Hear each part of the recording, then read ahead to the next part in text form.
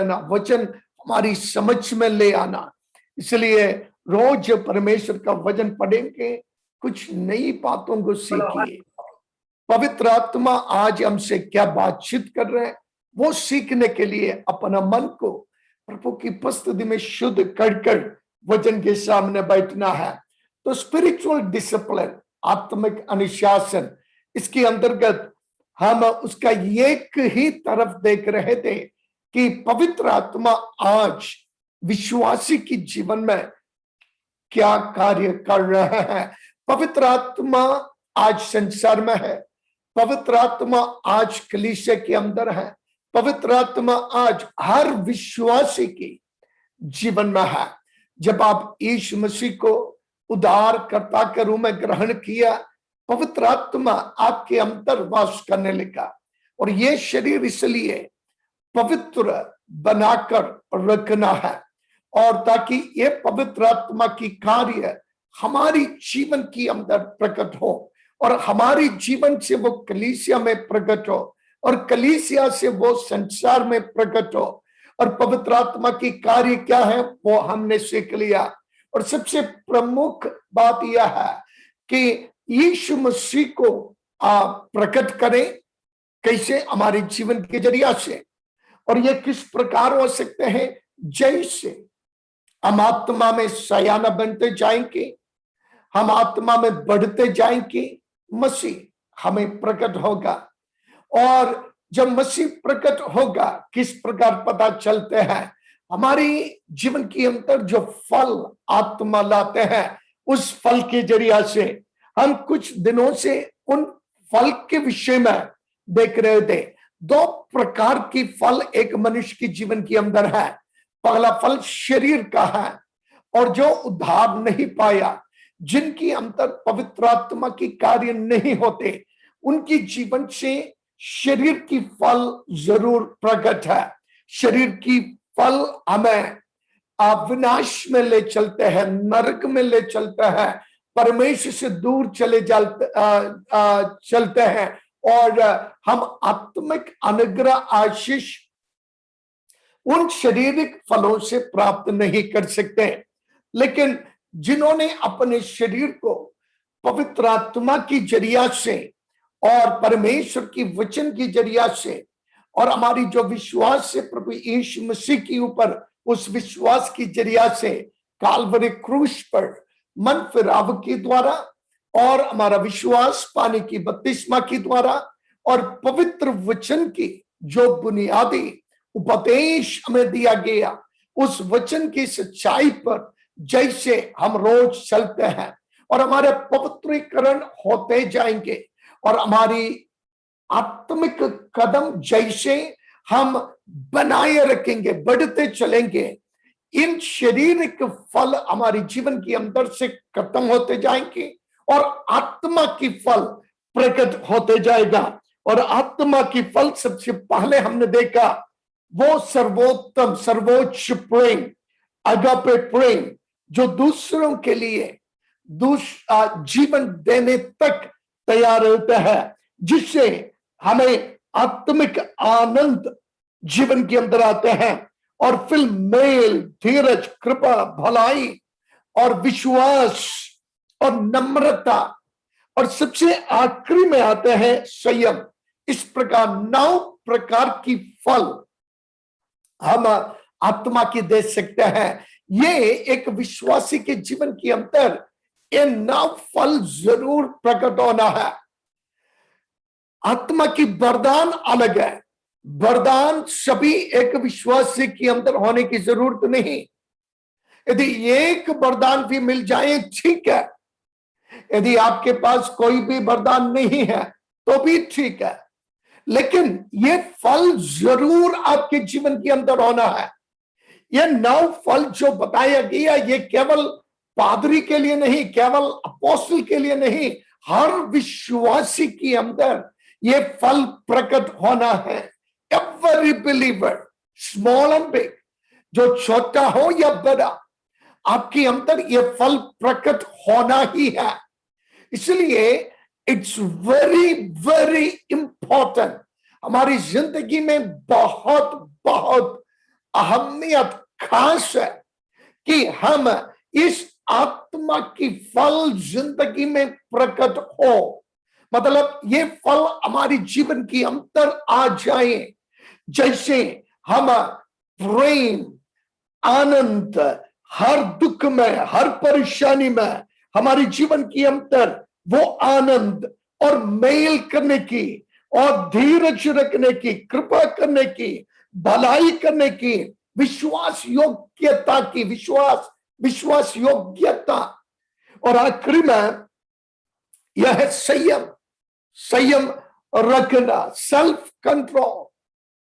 और मैं कल नम्रता तक बताकर जल्दी जाना पड़ा क्योंकि मेरा मीटिंग चर्च का शुरू हो गया था, और इसलिए संयम की ओर हम जरा सा देखकर फिर अगला जो प्रभु की आत्मा आज आपको देने के लिए बताया, मैं जरूर बताएंगे। संयम आत्मा की फल है, सेल्फ कंट्रोल। ये हमारी व्यक्तिगत जीवन की अंतर प्रकट होने वाले एक गुण है। संयम की अर्थ क्या है? संयम की अर्थ यह है restraint of one's impulsion and emotions, मतलब हमारी अंतर से आने वाले भाव या स्वभाव, इमोशंस जो आते हैं उसको नियंत्रण में लाना। मतलब कुछ डिस्टर्बेंस हो रहा है, किसी का माइक म्यूट करना है, अभी माइक म्यूट करें। या ठीक है, प्रेज़ द लॉर्ड। जो होस्ट है, पता नहीं कौन है होस्ट है, प्लीज म्यूट, सभी का माइक आप म्यूट कर सकते हैं। ठीक है, थैंक यू। तो संयम, सेल्फ कंट्रोल, मतलब ये सब विश्वासी को जैसे आप आत्मा में भरपूर होते जाएंगे, बढ़ते जाएंगे, चलते जाएंगे, उन्नति प्राप्त करते जाएंगे, आप अपने आप में नियंत्रण भी करना पवित्र आत्मा आपको मदद करेंगे। अपने आप में नियंत्रण करने की मतलब क्या है? संयम करने की मतलब क्या है? कि जैसे मुझे याद है जब मैं प्रभु में शुरू में बढ़ रहे थे, आत्मिक जिंदगी में और सेवा की शुरुआत में भी, मुझे एक स्वभाव था जल्दी गुस्सा करने का, बहुत जल्दी गुस्सा होते थे, और वो अनकंट्रोलेबल गुस्सा थे। जब मैं सेमिनारी में बाइबल कॉलेज में सीखने गया 1978 में, 1979 में शुरू में, वहां पर सब मुझसे बहुत बड़े बड़े थे, मैं बिल्कुल छोटा था, मैं बिल्कुल 15.5 साल का था। तो ये सब मुझे इतना छेड़ते थे क्योंकि मैं बिल्कुल छोटा है, शरीर कद में, उम्र में, और फिर मेरा एक स्वभाव के अंदर भी जल्दी गुस्सा होना, और साथ ही साथ मैं तो घर से सबसे पहली बार दूर है, और मेरा घर केरल में, और मैं सीख रहा हरियाणा में, दिल्ली के पास गुड़गांव में, और भाषा नहीं मालूम है, और वहां की मौसम फर्क है, खाना बिल्कुल चावल खाने वाले यहाँ आकर रोटी, दाल और बैंगन की सब्जियां और ककड़ी का सब्जी, ये सब कुछ परेशान एक तरफ, और मतलब माँ की का खाना छोड़कर अब सबका खाना खाना पड़ता है, तो हर प्रकार में परेशान। और साथ ही ये जो सेमिनारी में पढ़ने के लिए भाई लोग भारत की अलग अलग जगह से, ये सब मुझसे भी बने, तो बहुत बार इतना छेड़ते थे। तो हर दिन लड़ाई का ही समय है, बाथरूम में लड़ाई, क्लास में लड़ाई, डाइनिंग हॉल में लड़ाई, और ये मेरा अकेला की बात नहीं है कि सभी के अंदर, क्योंकि वो इमोशंस जो है नियंत्रण में नहीं है। ये मत सोचो बाइबल कॉलेज में जाने वाला सब स्वर्गदूत है ना, वहां पर भी भूत है, वहां पर भी शैतान है, वहां पर भी दुष्ट आत्मा है, वहां पर भी शरीर में शरीर की फल प्रकट करने वाले लोग हैं, तो इसके लिए आत्मा में बढ़ते चलना तो मेरे लिए बहुत मुश्किल लगा, क्योंकि ये लड़ाई मारपीट और फिर ये इमोशनल स्ट्रगल सब प्रकार की, तो दो कार्य मैं कर सकता था। एक तो मैं छोड़कर जा सकते थे, तो फिर ये सब कुछ ठीक ठाक है, यहां से बच सकता है, या दूसरा मैं अपने आप को पवित्र आत्मा की अधीनता में करना है यदि प्रभु की सेवा करना। एक दिन इतना परेशान हुआ मैं सोचा चलो मैं अपने बिस्तर बांधता हूं, मैं वापस चले जाता। लेकिन सवाल यह है वापस कैसे जाएंगे?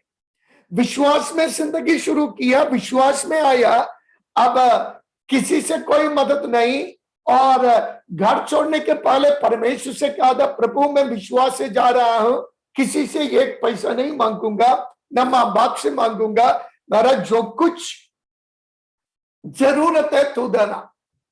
तो अब वापस जाने के लिए टिकट तो खरीदना है, पैसा तो है नहीं है, तो अब प्रभु तो करना है। तो गिदोन की समान परीक्षा रख दिया, या तो टिकट का पैसा दो, नहीं तो मेरा ये जो स्वभाव है इसमें बदलाव दे दो। परीक्षा दो है, पैसा तो प्रभु ने नहीं दिया, और स्वभाव बदलने में भी प्रभु ने जाने दिया, क्योंकि मूसा को मिस्र से उनकी गुस्सा खत्म करने के लिए मरुस्थल में भेड़ के साथ छोड़ दिया। अब तो कितना गुस्सा करना, गुस्सा करो, किससे? भेड़ से। यहां पकड़ेंगे वो वहां भागेंगे। और अब उनको प्रभु ने एक नम्र बना लिया आत्मा की फल, दूसरा संयमी बना लिया, क्योंकि संघर्ष करने से कोई फायदा नहीं है इन भेड़ों के साथ। मैं भी वही सीख लिया, अरे मुझसे कद में ज्ञान में और एजुकेशन में सब बड़े, इन भाइयों के साथ मैं लड़ने से कोई फायदा नहीं। और इसलिए अपने आप को कंट्रोल में लाना और साथ ही साथ परमेश्वर के ऊपर और निर्भर करने का, प्रार्थना करने का, और धीरे धीरे परमेश्वर वो स्वभाव को इतना बदल दिया। आज गुस्सा तो होता है, लेकिन इतना जल्दी जैसे उस समय का था, उस प्रकार अनकंट्रोलेबल जो नियंत्रण से बाहर में कभी नहीं होता है। कारण वो आत्मा की स्वभाव या आत्मा की फल जो ये संयम कहता है, ये अपने आप में नियंत्रण करने का एक फल है। जैसे आप पवित्र आत्मा की नियंत्रण में आ जाएगा, आप जो शरीर का कार्य है, चाहे वो लालसा हो, चाहे वो गुस्सा हो, चाहे वे बुरा आदत हो, चाहे वे शरीर की अभिलाषाओं के ऊपर अपनी आंख, अपनी मन और अपने विचार, ये सभी को संयम में लाने का, नियंत्रण में लाने का हो। ये पवित्र आत्मा में जैसे आप भरपूर होते जाएंगे, बढ़ते जाएंगे, इसके ऊपर आप नियंत्रण पाते जाएंगे।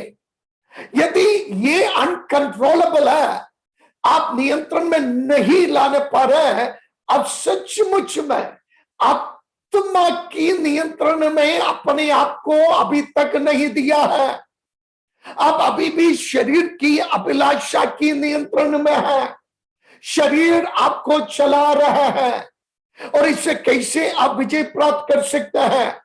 यदि आप कहते हैं पवित्र आत्मा आपकी अंतर है, यदि आपकी विश्वास है पवित्र आत्मा आपको चला रहा है, उस आत्मा को उस आत्मा में अब निर्भर होना है, और इस शरीर की कार्य को उस आत्मा में या पवित्र आत्मा की बल से अब जीते जाना है।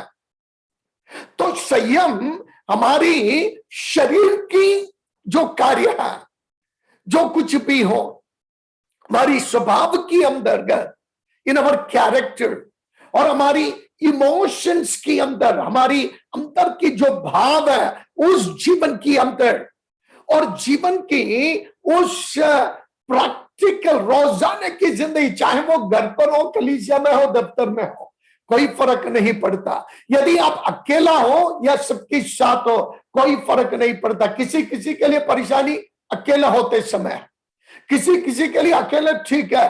जैसे दोस्तों को मिल गया, शरीर अपने आप में प्रकट होना शुरू करेगा।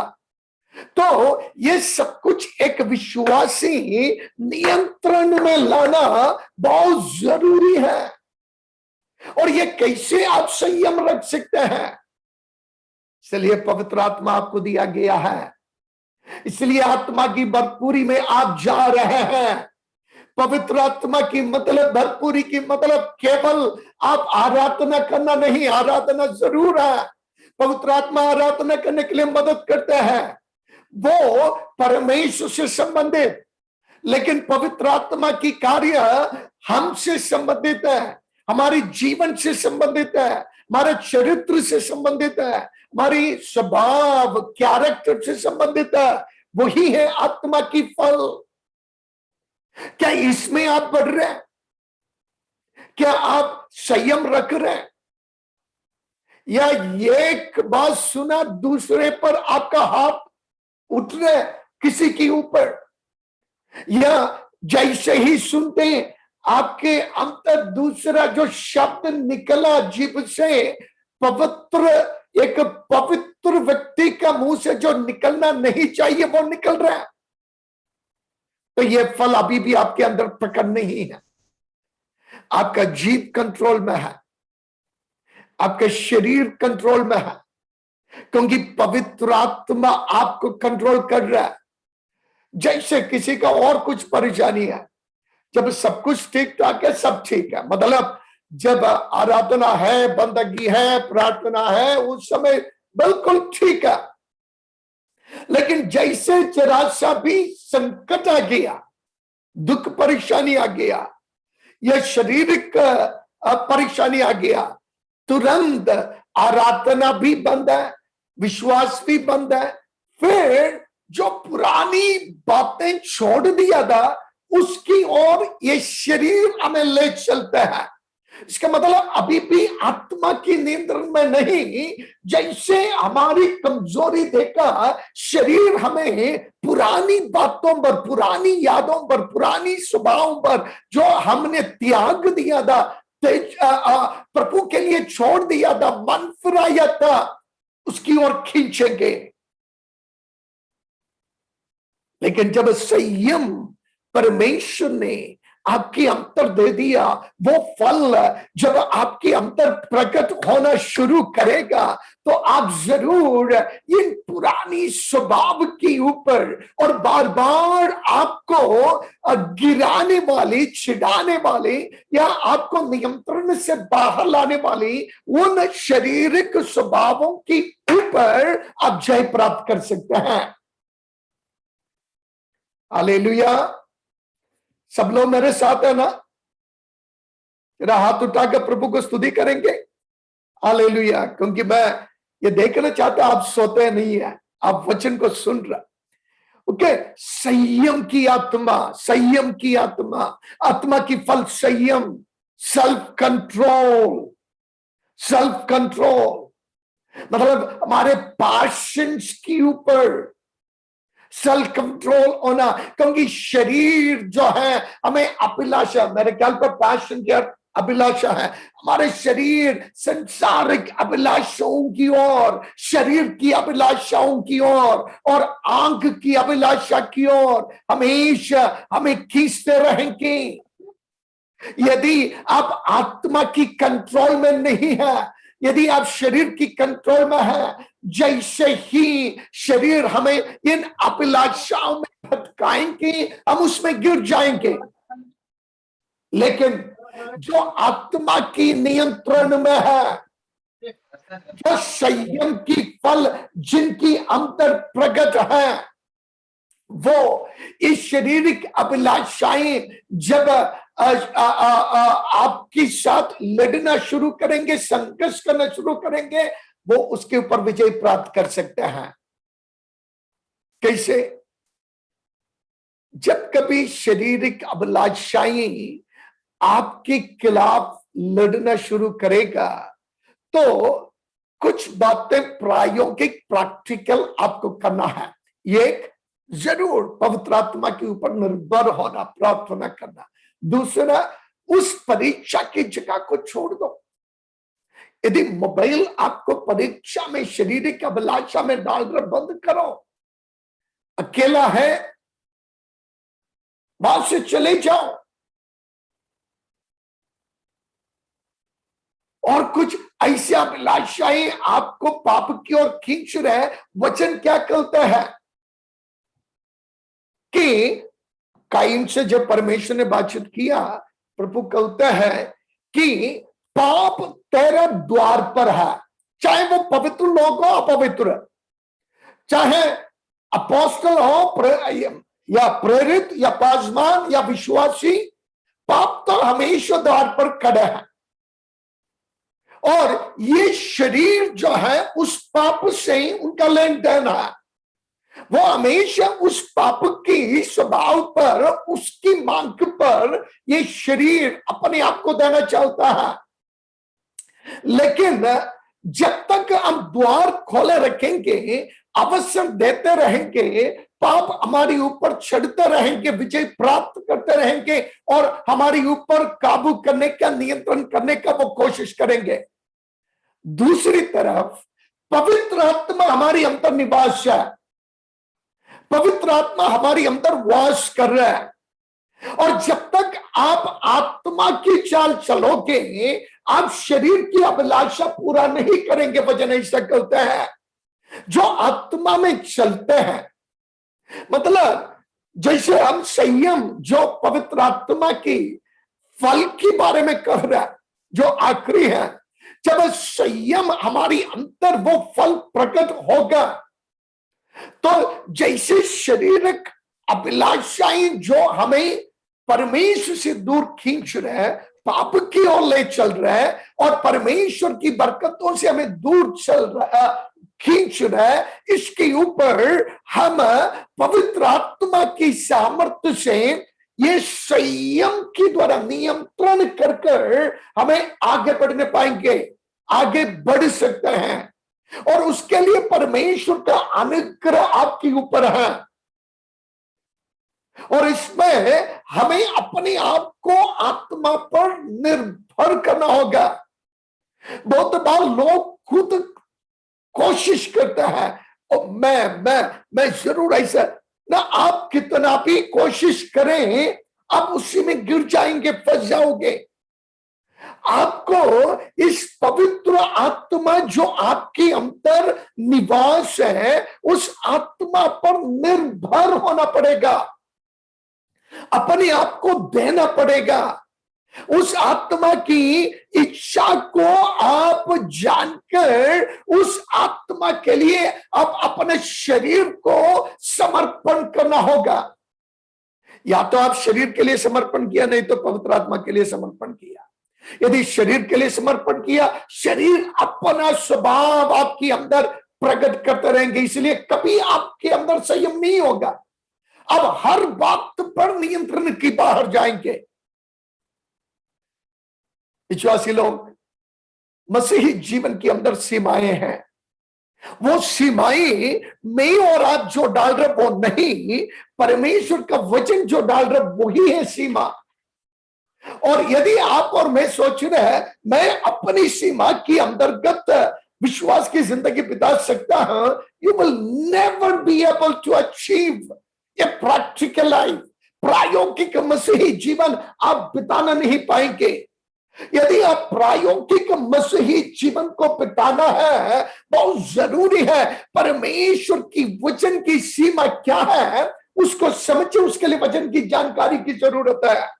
और पवित्र आत्मा आपको परमेश्वर की वचन को आपके जीवन के अंदर प्रायोगिक स्थल पर लेकर आना है। वचन पढ़ने से कोई फायदा नहीं, वचन कितना भी पढ़ो, यदि उसको प्रायोगिक स्थल पर नहीं लाएंगे,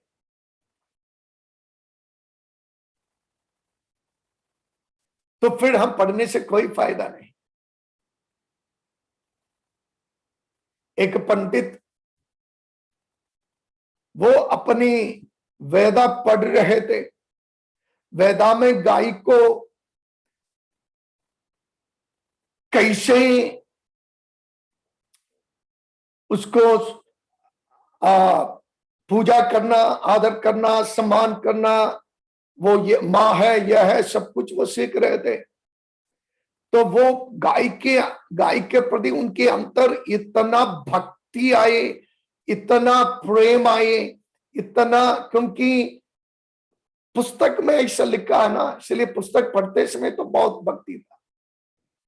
तो उन्होंने देखा पड़ोस का गाय उनकी खेत पर आ गया है, तुरंत पुस्तक बंद किया, उठाया लाठी और गया मारने लगा। तो बताया, पंडित जी आपने अब जब पढ़ रहे थे गाय, तो उन्होंने कहा पुस्तक में तो वैसा है, लेकिन खेत में ऐसा ही होता है। मसीह का जीवन पुस्तक में एक, खेत में दूसरा नहीं होता है। मसीही जिंदगी पुस्तक में एक और खेत में भी वैसा ही होना चाहिए। कुछ समझ में आ रहा है? इसलिए आत्मा की फल हमारे जीवन के अंदर प्रकट होना ही है, नहीं तो हम शारीरिक है।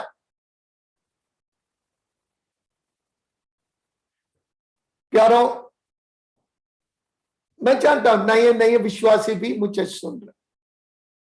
अब ये मत सोचना कि अरे ये कुछ भी मेरे अंदर नहीं है इसलिए मैं पापी हूं, मैं नरक में जा रहा। वो बात मैं नहीं कर रहा। आप यीशु को ग्रहण किया, पवित्र आत्मा आपके अंदर है और आप चलना सीख रहे।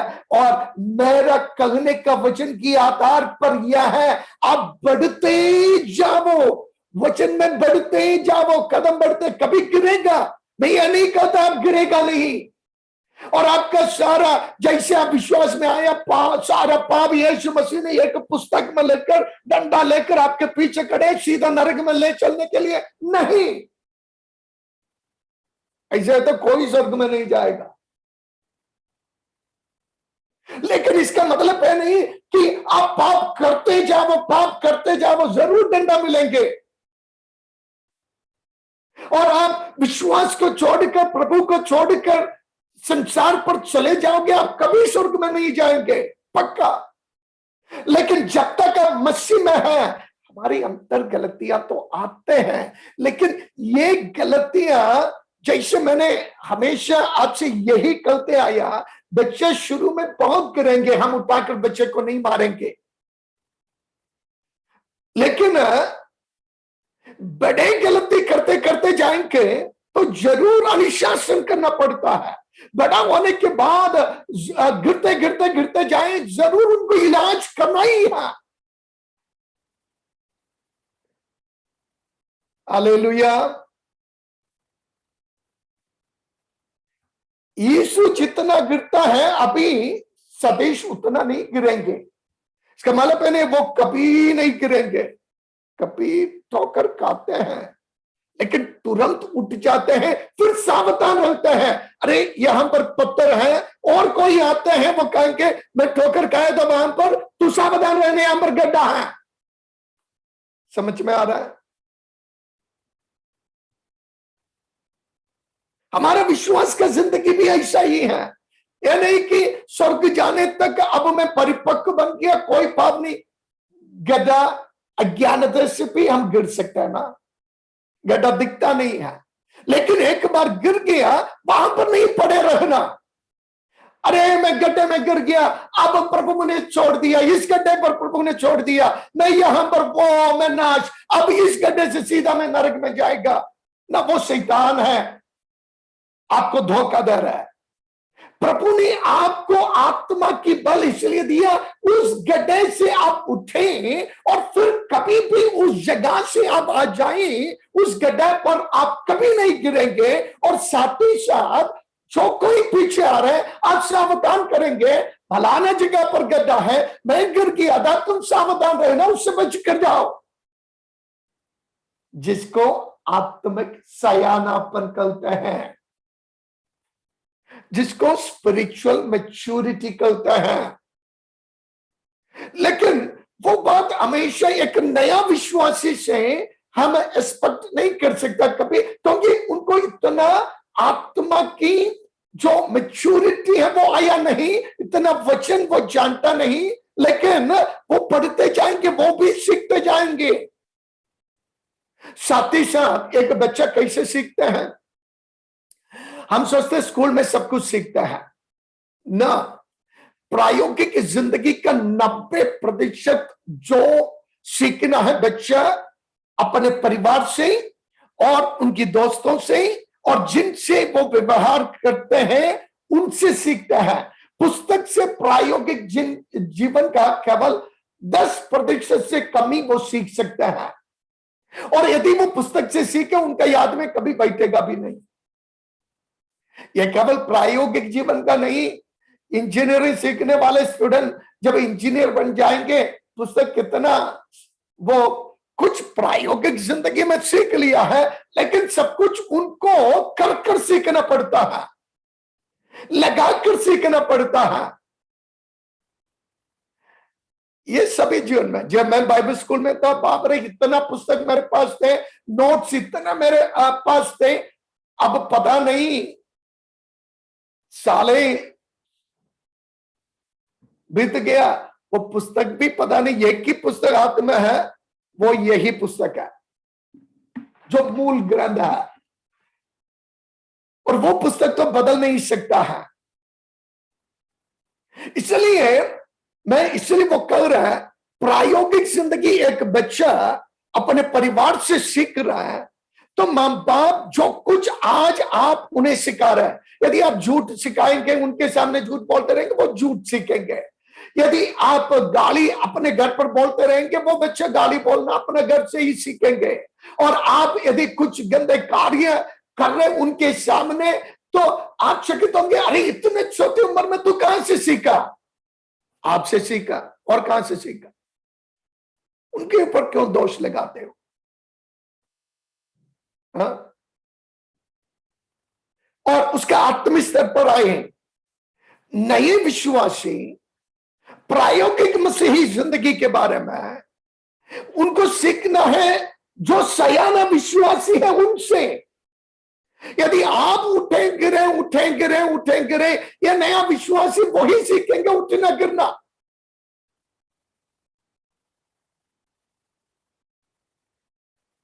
और इसलिए ये, क्योंकि मसीही कलीसिया एक परिवार है, मसीही जीवन एक परिवार है। हम उस संसार के परिवार से, अंधकार के परिवार से, शैतान के घर से प्रभु ने हमें अपनी भेड़शाला में ले आया है, अपनी फोल्ड में ले आया, उनकी घर पर ले आया। अब हमें एक पिता है और एक ही मददगार है, पवित्र आत्मा हमारे सहायक, और जितने मसीही भाई बहन हैं, हम प्रभु में एक परिवार की सदस्य है।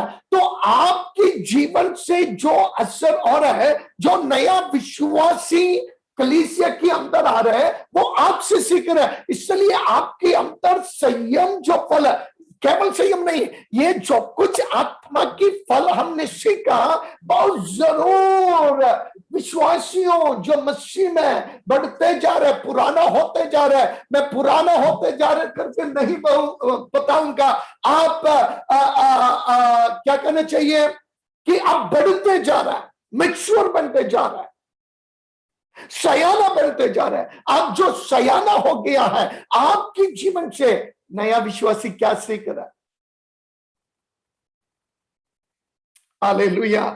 इसलिए हमारी आत्मिक जीवन हमें जाकर दिखाने की जरूरत नहीं है। कुछ लोग दिखावा की झूठा प्रेम दिखाते हैं, और कुछ लोग अंतर ही अंतर रोते रहेंगे, लेकिन सबके सामने थोड़ा लिपस्टिक वाला मुस्कुराहट दिखाएंगे, लेकिन अंतर बिल्कुल वो बाहर, अरे कोई मेरा दुख को जानना नहीं चाहिए ना, ऐसा नहीं। आपकी मुस्कुराहट अंतर से, दुख के अंतर भी आप यदि आनंदित है, आप दिखाने की जरूरत नहीं, लोग जाने कि आप आत्मिक है। और आपका जो, जैसे हमने एक एक गुण पढ़कर आया, मेल करने का, धीरज का, और इसी प्रकार कृपा और भलाई करने का, विश्वास करने का, नम्रता का और संयम, ये गुण आप जाकर सबसे बताने के, मैं अपने चर्च से आकर ये कहने की जरूरत नहीं, देखो तुम्हारे पास्टर केपी सामल कितना संयम है, मेरा जीवन देख लो।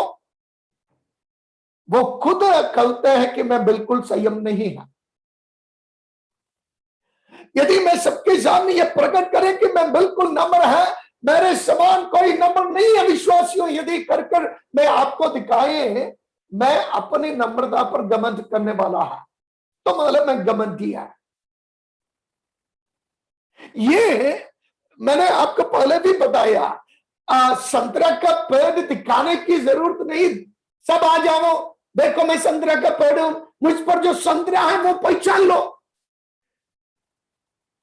वो विष करने की जरूरत नहीं, वो विष के अंदर जो फल है उससे पहचानता है ये संतरा है, दूर से पहचानता है, नजदीक से पहचानता है, उसकी स्मेल से पहचानते हैं, उसकी कलर से पहचानते हैं, और उसके खाने से पहचानते हैं, उसको और बताने की जरूरत नहीं।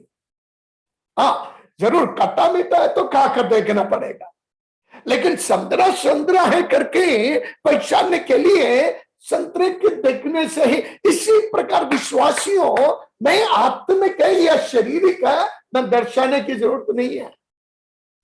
मेरे अंदर से जो गुण प्रकट है, इस गुण की द्वारा मैं ये दिखा सकता हूं कि मैं आत्मिक है या मैं शारीरिक है।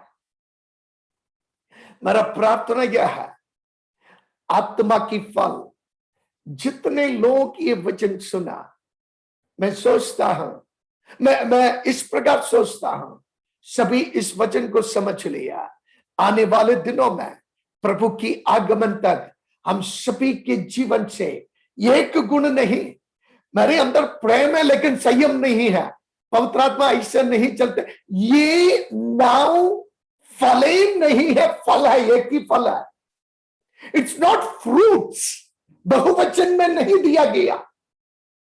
तो यदि मेरे अंदर नम्रता है लेकिन मैं बिल्कुल क्रोध में है, मैं मेल नहीं करता है, ऐसे नहीं चलता। नाउ फल सिंगल, एक वचन, ये फल मेरे जीवन में प्रकट होते जाएंगे, जिससे प्रभु आनंदित है, कलीसिया आशीषमंद है, और मैं अपनी आत्मिक जिंदगी का बढ़ावती में बढ़ते जा रहे, रोजाना मसीह के समान मेरा जीवन बदलते जा रहा है। वही परमेश्वर की लक्ष्य है कि मेरा और आपका जिंदगी मसीह के समान होना है। जैसे सिर है, इस सिर की स्वभाव पर, उस सिर की जिंदगी पर, इस सिर जो डिसीजन लेता है उसी के अनुसार शरीर चले जाए। और हमारे कलीसिया की सिर प्रभु यीशु मसीह है। यदि उस सिर के अंतर्गत यदि कलीसिया में और आप शरीर है, तो मसीह की इच्छा क्या मेरे और आपके अंदर पूरा हो रहा है, मसीह की स्वभाव हमें प्रकट हो रहा है। हालेलुया। मैं एक और बात आपसे कहकर समाप्त करूंगा। मैं जानता हूं आत्मा की फल के बारे में बताकर मेरा समय गया।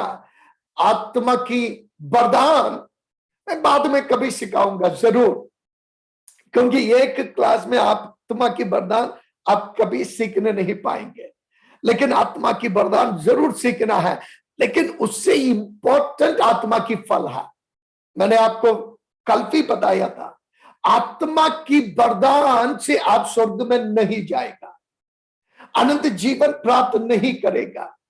आत्मा की वरदान कलीसिया के लिए है, कलीसिया की आत्मिक उन्नति के लिए है। जब आत्मा की फल आपकी आत्मिक जीवन के लिए, प्रभु के साथ आपकी जो संबंध है और आपकी आनंद जीवन से संबंधित है, आपकी मैच्योरिटी पूर्णता की और बढ़ावती की सयानापन से संबंधित है, और जब ये आत्मा की फल आपके अंदर आएंगे, प्रभु जरूर आपको आत्मिक वरदानों से भर देगा, क्योंकि वो दान है, वो दान है। ये हमारी अंतर की गुण है। दान अलग चीज है, गुण अलग चीज है। गुण अंतर से आना चाहिए और दान उसी हिसाब से मिलता है जो गुण में पक्का हो। मैंने बहुत बार विश्वासियों के अंदर एक गलती देखा, कर दुआ कर रहा है, प्रभु मुझे आश्चर्य कर्म करने की वरदान दे। जैसे मैं प्रार्थना कर रहा, दुष्ट आत्मा भाग जाए, बीमार चंगा हो जाए और लोग मृतकों से जी उठे। सवाल है किस बात के लिए, क्यों?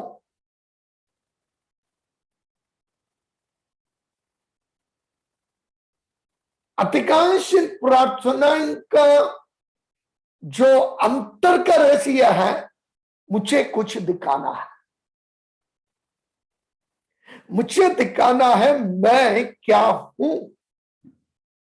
संसार में जैसे पौलुस कहता था भयंकर पापियों में नंबर 1 था, अब कलीसिया में आकर मैं ये दिखाना चाहता है ये सब कुछ मैं नंबर 1 हूं। फेल हो गया, मिलेगा नहीं। प्रभु इन आत्मिक वरदान उन्हीं के हाथ में देते हैं जो उसको इस्तेमाल करने के लिए लायक हो।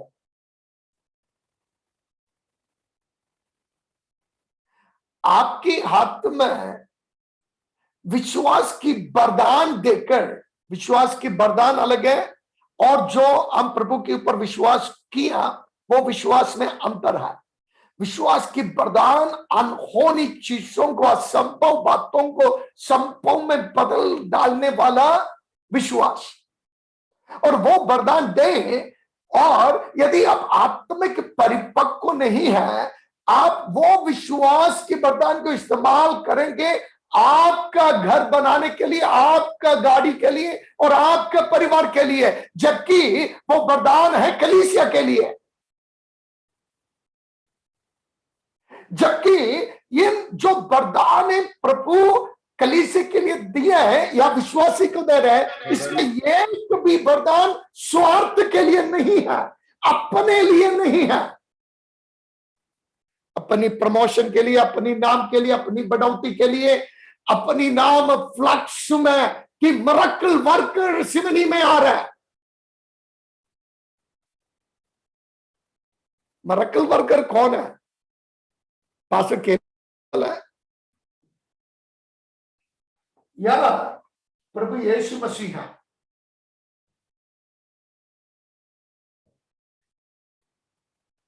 तो पहले आत्मा की वरदान जब संयम, दीन और बन जाएंगे, फिर एक ही लक्ष्य है, प्रभु यीशु मसीह और क्रूस।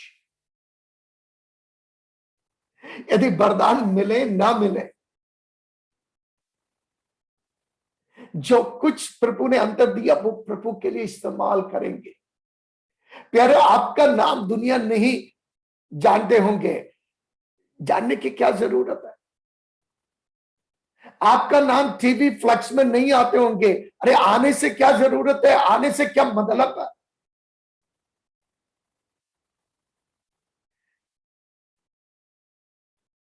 जो आत्मिक वरदान, चाहे वो गाने का हो, प्रार्थना का हो, आश्चर्य कर्म का हो, भविष्यवाणी का हो या अन्य भाषा का हो, विश्वास का हो, और ये सब कुछ, क्योंकि वरदाने मैं बताया बाद में जरूर मैं आपको उन वरदानों के एक एक का लक्ष्य और कैसे पाना है और क्यों उसको पाना मैं सिखाएंगे। लेकिन ये सारे वरदाने कलीसिया की बढ़ोतरी और लाभ के लिए है, लेकिन वो वरदानी आपके अंदर आने के पहले आपके अंदर ये फल, ये गुण, आत्मा की गुण प्रकट होना है। अन्यथा जैसे प्रभु तेरा नाम से हमने बीमार को चंगा किया, हमने बूढ़ों को निकाल दिया, प्रभु तेरा नाम से हमने भविष्यवाणी की, आश्चर्य कर्म किया, प्रभु कहते मैं तुझे नहीं जानता,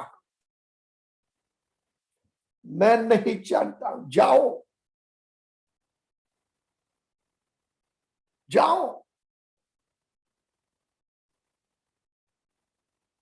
मैं ये सब भविष्यवाणी कर कर यदि मैं प्रभु में नहीं है तो सवाल आता है प्रभु में ना होकर भविष्यवाणी कर सकते हैं? जरूर। अरे आप हिंदू भावों के पास जाओ ना, वो भी कुछ ना कुछ भविष्यवाणी करेंगे, 10 बात बताएंगे, एक तो सच होंगे कम से कम।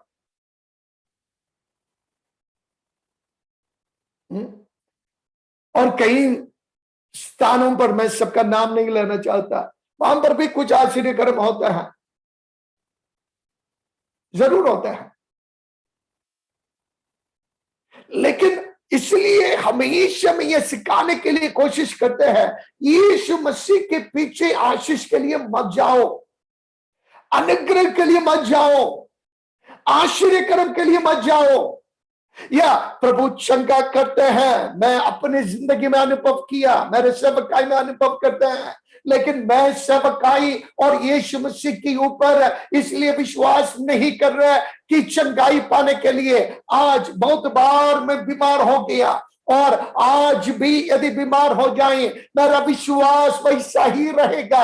यदि प्रभु जीवन दे ना दे, तो प्रभु बुलाए अपने पास, यदि मरे या जिए, और केवल एक ही लक्ष्य है, प्रभु यीशु मसीह, जीना मसीह, और यदि मर गया मसीह के साथ, इसके अलावा मेरा गुण और मेरा सेवा, मेरा और जो कुछ मैं कर रहे संसार पर, इससे कोई लेन देन नहीं। या जरूर जो आत्मा की बल, मेरा आत्मिक स्वभाव, मेरा मसीही सयानापन मुझे मसीह के समान बदल रहा है।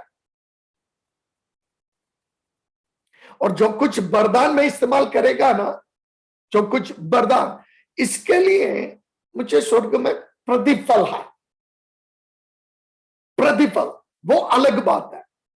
लेकिन यदि मैं पहुंचना है वहां पर, आत्मा की फल मेरे अंदर होना है। हालेलुया। तो सबसे पहले हमारे जीवन में क्या होना? वरदान, गिफ्ट्स। मैं गिफ्ट्स को नीचे नहीं कर रहा, इट्स वेरी इंपॉर्टेंट। मैंने बताया ना, वो सीखना है, बहुत जरूरी है। और परमेश्वर चाहता है हर विश्वासी आत्मिक वरदानों से भरे। लेकिन गलती इस बात पर है, आजकल कलीसिया भी और सभी, अरे तुम वरदान पालो, तुम वरदान पालो। क्यों पाना है? वो पहले सीख लो। और वरदान प्राप्त कर कर नरक में जाना है, या आपको सबसे पहले आत्मिक जिंदगी में सयाना बनकर इन वरदानों से कलीसिया की बढ़ोतरी और आत्माओं को जीतना है। हालेलुया। चलिए सबसे पहले आत्मिक अनुशासन में या आत्मिक फल में जिंदगी को लाओ, और फिर वरदान प्राप्त करो। वरदान प्राप्त करते ही जाओ, हर प्रकार की वरदान है। लेकिन जब वो वरदान आपके अंदर आएंगे, मूसा के समान बन जाएगा। अब ये नहीं चलो मैं 3 दिन की उपवास प्रार्थना में आ जाएंगे, मेरा फीस इतना है, मेरा गाड़ी का किराया दे दो, प्लेन का टिकट दे दो, होटल का रूम का दो, खर्च। आप कभी नहीं बताएंगे।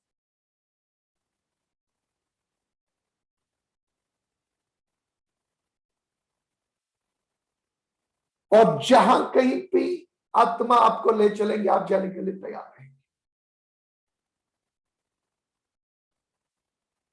जब आत्मा आपको चलाएंगे, आप फिलिपुस को जरा सा देख लो, समरिया में बहुत बड़ा रिवाइवल हो रहे थे, बहुत बड़ा बेदारी, पूरा शहर में इतना आत्माएं आ रहे थे कि भयंकर आत्मिक बेदारी फिलिपुस की जरिया से हो रहे थे। तुरंत आत्मा कह दिया, जाओ मरुस्थल में।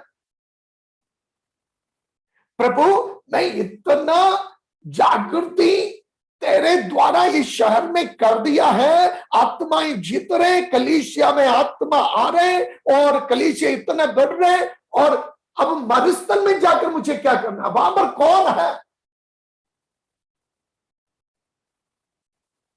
ना। फिलिपुस आत्मा से चलाया जाता है, और उस मरुस्थल में एक ही आत्मा मिला है, एक ही आत्मा। जबकि समरिया में सैकड़ों की संख्या में बड़ा बेदारी हो रहे थे, लेकिन मरुस्थल में आत्मा की आवाज सुनकर एक ही आत्मा मिला। लेकिन वो आत्मा की बात को सुना, और इतिहास बताता है वो एक ही आत्मा काफी था। पूरा अफ्रीकन जो कॉन्टिनेंट है, वहां पर सुसमाचार वो एक आत्मा के द्वारा पहुंच गया। हालेलुया। तो समरिया एक छोटा सा शहर है, लेकिन अफ्रीका एक बहुत बड़ा कॉन्टिनेंट है। फिलिपुस इस बात को देखने नहीं पाया, लेकिन वो आत्मा की जो अगुवाई है उस पर चलने लगा।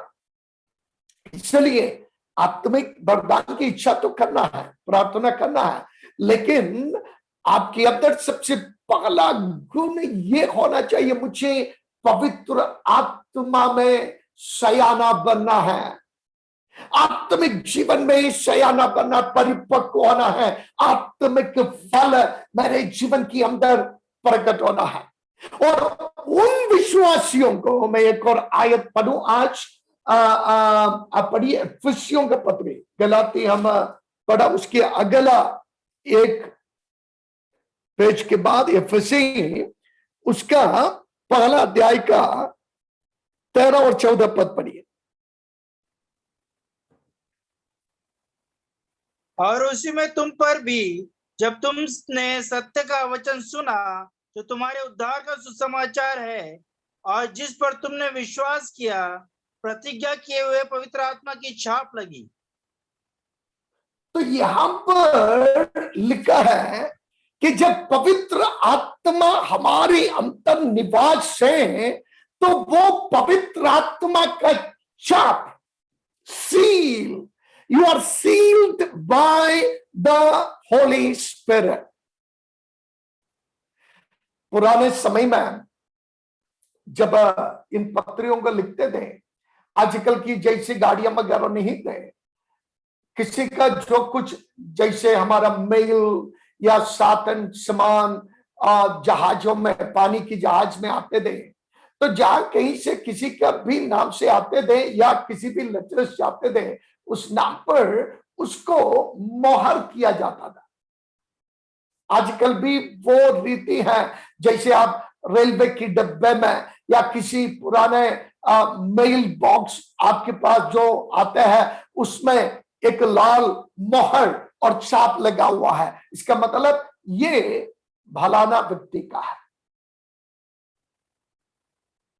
और मुझे याद है, जब कोई लकड़ी काटते हैं सरकार वाला, जैसे सड़क के किनारे या जंगल में, या किसी ने चोरी से काटा और पकड़ ले गया, तुरंत उस पर साला एक मोहर लगाते हैं, लिखकर रखता है, इसका मतलब सरकार लकड़ी। इसे पहचानते हैं कि ये और कोई छू नहीं सकता है, ये सरकार का है। या जो मोहर है वो मोहर, पुराने एक और बात, पुराने जमाने में जैसे गुलाम होते थे, वो गुलाम के ऊपर मोहर लगाते थे उनका स्वामी का, इसका मतलब इसका एक मालिक है और ये इस मालिक का संपत्ति है, इसका मोहर इनके ऊपर है। और इस प्रकार पहचाना जानते थे कि चाहे 697 व्यक्ति हो या जानवर को भी, और आजकल भी मोहर जरूर, हर बात पर सरकार की मोहर अलग है, और हम ऑफिस में दफ्तर में सभी स्टैंप लगाते हैं, इसका मतलब इट इज ऑथोराइज्ड। ये इस सांप के जरिया से, इस मोहर के जरिया से ये इसका अधीन है और इसकी अधिकार की अंतर्गत है। यहां पर लिखा है जब हम उद्धार पा लिया, हम अब पवित्र आत्मा की छाप हम पर लगा हुआ है, अर्थात पवित्र आत्मा की मोहर जब मेरे, ये दिखता नहीं है, जैसे सील लगाते हैं दिखता नहीं है, लेकिन दिखता है हमारी स्वभाव के अंदर। ये मोहर दिखता है आत्मा की फल की जरिया से, और इससे पहचाना जाता है ये संसार का नहीं, ये अंधकार का नहीं, ये शैतान का नहीं, ये प्रभु यीशु मसीह का है, उजियाला का है, स्वर्ग का है, ये पवित्र आत्मा की संपत्ति है।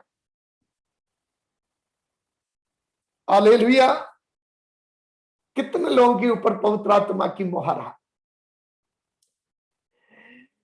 कहने से नहीं होगा, आपके जीवन से प्रकट होना है, आपकी चाल चलन से प्रकट होना है, आपकी स्वभाव से प्रकट होना है कि हम जिन्होंने पहले से मसीह पर आशा रखी थी उसकी महिमा की स्तुति के कारण हो, और उसी में तुम पर भी जब तुमने सत्य का वचन सुना जो तुम्हारे उद्धार का सुसमाचार है और जिस पर तुमने विश्वास किया, प्रतिज्ञा किया है, पवित्र आत्मा की छाप उन्हीं के ऊपर लगा हुआ है। और वही दूसरा कुरिन्थी 1:22 में भी आप देखने पाएंगे, दूसरा कुरिन्थी 1:22,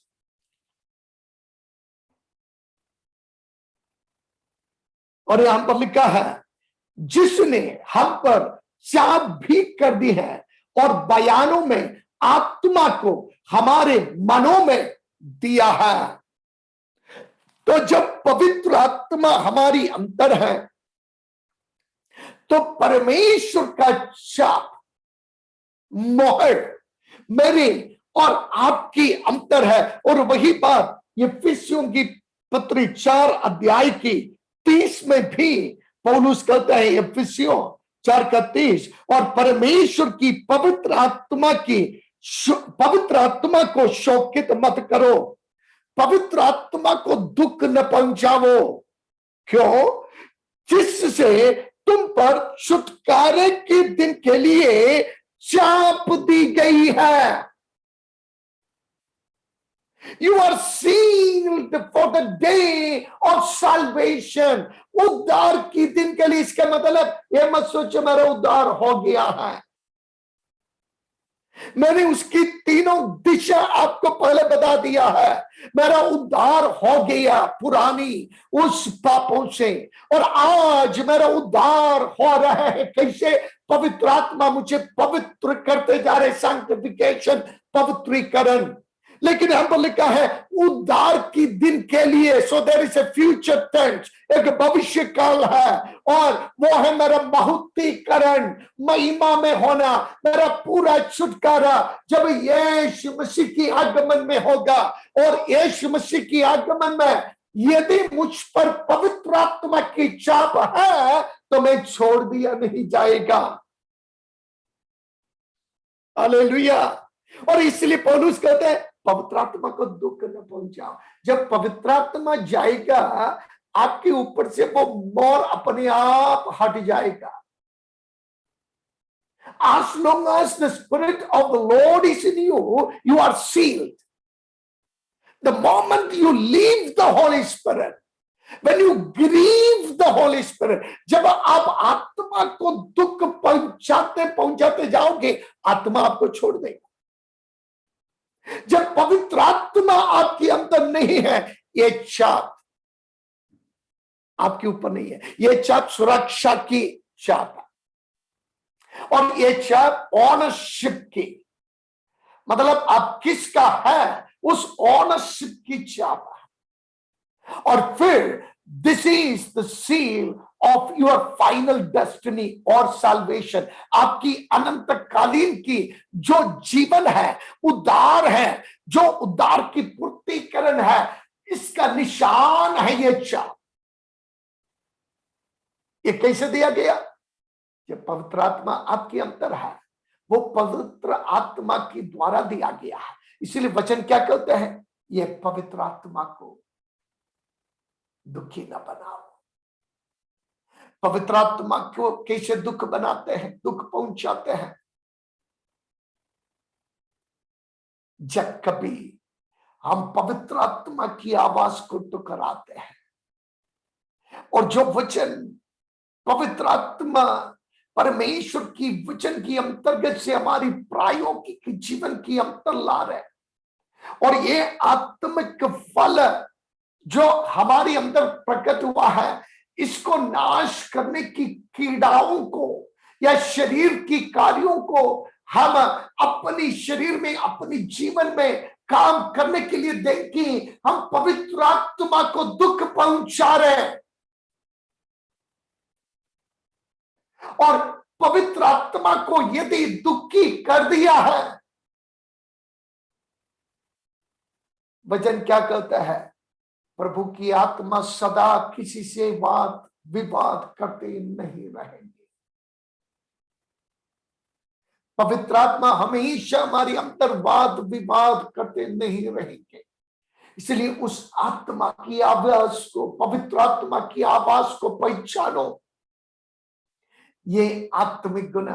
लेकिन उसका दूसरा जो साइड, मैं आनंदित हूं, मैं खुश हूं, मुझे पक्का पक्का ये विश्वास है, मेरे अंदर ये पक्का उम्मीद है, क्योंकि पवित्र आत्मा की मोहर मुझ पर है। यीशु आएगा, मैं जरूर जाऊंगा, और यीशु मसीह आएंगे मुझे। अब बहुत तो लोग इस विचार पर है, अरे 666 आ रहे, मोहर लगा रहे और वो लगा रहे, और ये इंजेक्शन वही है, इसलिए वैक्सीनेशन मत ले लो, वो मत ले लो, उसका ये है मोहर। झूठ है, ये कुछ भी मोहर नहीं है, क्योंकि वो मोहर लगना है जो छोड़ दिया जाता है। जिसके ऊपर पवित्र आत्मा की मोहर है वो छोड़ दिया नहीं जाएगा, तो उन पर यह मोहर नहीं आएगा। फिर क्यों आप चिंतित है? तो पास्टर जी, ये वैक्सीनेशन डीएनए आरएनए, अरे डीएनए आरएनए के बारे में आपको क्या मालूम है? इसके बारे में कहने के लिए आर यू क्वालिफाइड?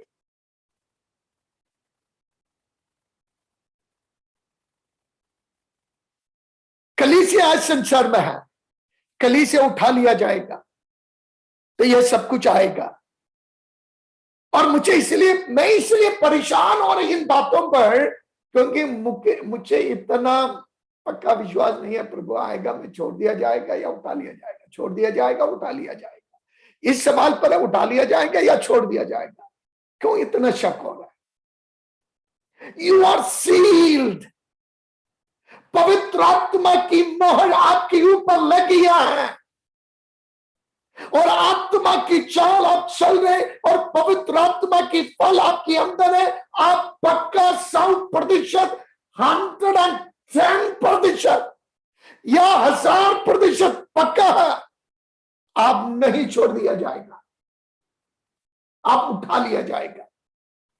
इसलिए वचन कहता है, लोग आकर आपको बहकाना नहीं कि मसीह यहां पर है, मसीह वहां पर है, और मसीह अब आएगा या मसीह बाद में आएगा। ये किसी के पीछे मत भागो, मसीह आएगा अपना समय पर, चाहे अभी हो या कल हो या 100 साल बाद। मैं क्यों सवाल करना? मेरे लिए पक्का ये मालूम है, मैं जिए या मरे मसीह के साथ है। और जब मसीह आएगा, यदि मैं जिंदा है, मैं उठा लिया जाएगा, यदि मैं मरा है मैं जी उठूंगा। हालेलुया। क्योंकि मसीह को मृतकों से जिलाए हुआ बुरी आत्मा आज मुझे मोहर लगाया गया, और यदि मैं मसीह में सो गया, मसीह में मर गया, तो वो मोहर कोई भी मुझसे नहीं हटा सकता। जब नरसिंह का भूखा जाएगा, प्रधान दूध की आवाज सुनाई देगा, बादलों पर मसीह आकर कहेगा, मेरा बेटा मेरा बेटी तुम मेरे पास आ जाओ, यहां पर ऊपर आ जाओ। वो आवाज और कोई नहीं सुनूंगा, लेकिन जरूर मैं सुनूंगा।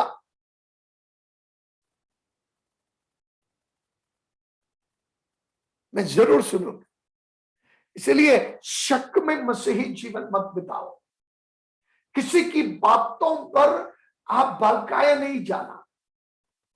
और आजकल बाप रे, इतना वीडियो मैसेजेस, पता नहीं इन लोगों को कोई जानकारी नहीं, यहां वहीं से कुछ ना कुछ सुनेंगे तो बताएंगे आंधी क्राइस्ट ये आ गया, सील यहां पर आ गया, मोहर लग गया, और वन वर्ल्ड आ गया, और ये हो गया वो हो गया।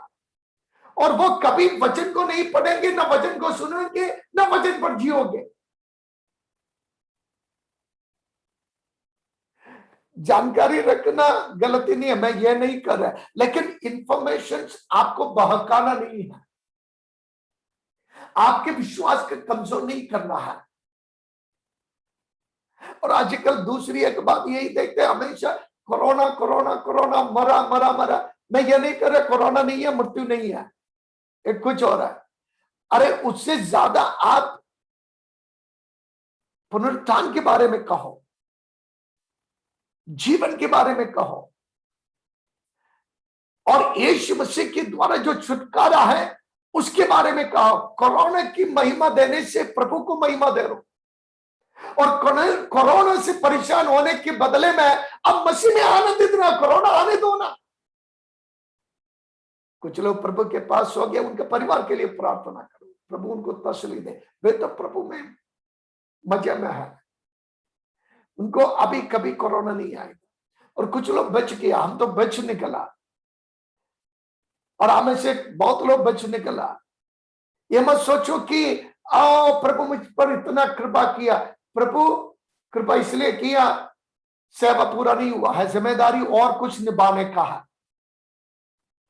और हो सकता है उस समय मरते होते प्रभु में न पाना था, क्या जाने, और प्रभु अनुग्रह कर रहे तो प्रभु में और बढ़े, और आत्मा की फल में और परिपक्व होते जाए। और बाकी जो दिन, एक दिन, एक हफ्ता, एक साल, सब साल प्रभु ने दिया, मेरे लिए एक ही लक्ष्य है, पवित्र आत्मा मुझ पर है, वो मोहर मुझ पर है, और मुझे इस आत्मा की फल में, गुण में बढ़ते ही जाना।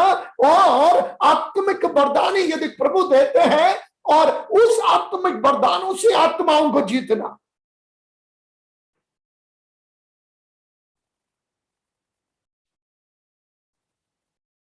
वचन बिल्कुल साफ कहता है, तुम भागो मत, यहां पर हूं, मसीह यहां पर है, मैं मसीह हूं, ये सब कुछ होना आवश्यक कह करके वचन कहता है। लड़ाई होना, युद्ध होना, भूकंप होना, महामारी आना, अकाल आना, भाषा भाषा के विरुद्ध में लड़ना, जाति जाति के विरुद्ध में लड़ना, ये सब कुछ आना है, आना आवश्यक कह करके वचन कहता है। लेकिन जब ये सब कुछ होते हुए हम देखते हैं, परेशान नहीं होना, निराशित नहीं होना। क्यों ऐसा हो रहा है? तुम अपने सिर को ऊपर उठाओ। क्यों ऊपर उठाना? क्योंकि प्रभु द्वार पर है, उनकी आगमन की आवाज सुनाई दे रहे।